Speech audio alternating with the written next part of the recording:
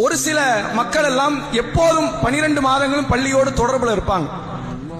சில மக்கள் மட்டும் என்னன்னா இந்த ரமலான் மாதத்தில் மட்டும்தான் பள்ளியோடு தொடர்புக்கு வருவாங்க. இது இயல்பு. இது ரசூலுல்லா காலத்தில் இருந்து இதான் நடக்குது. அதை மாற்ற இயலாது. ஆனால் இந்த ஆரம்பத்தில் இருந்து பள்ளி தொடர்போடு இருக்கிற மக்கள் இந்த ரமலான்ல மட்டும் பள்ளிக்கு வருவாங்கல்ல, அந்த மக்களை ஒரு ஏளனமாக பார்ப்பது. இப்பதான் பார்க்க முடியுது உங்களை, அடுத்த ரமலான்ல தான் பார்க்க முடியும் போல. ரமலான் தான் பள்ளிவாசலுக்கு வர மாதிரி தெரியுது, மற்ற நேரம்லாம் உங்களை ஆளா பார்க்கவே முடியலையே அப்படிங்கிற ஒரு ஏளன பேச்சு, ஒரு கேலி கிண்டல் மாதிரியான ஒரு பேச்சு, இதெல்லாம் இயல்பா நம்ம மனிதர்களுக்குள்ள வந்துடும். ஆனால் இஸ்லாம் வரக்கூடாதுன்னு சொல்லுது.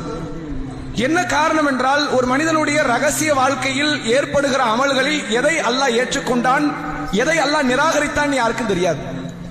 ஒரு பெரும் பாவத்தை செய்த விபச்சாரங்கிற பாவத்தை இஸ்லாம் சாதாரண பாவமா பார்க்கல.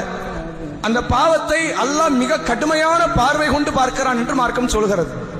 அந்த பாவத்தை செய்த ஒரு பெண் அற்ப நாய்க்கு தண்ணி கொடுத்ததால் சொர்க்கத்தை அல்லாஹ் வழங்கினான். பெரும் பெரும் நன்மைகளில் வழிபாடுகளில் ஈடுபட்ட ஒரு பெண் அற்ப பூனையை பட்டினி போட்டு கொலை செய்ததால் நரகத்திற்குரியவள் என்று மார்க்கம் சொல்கிறது.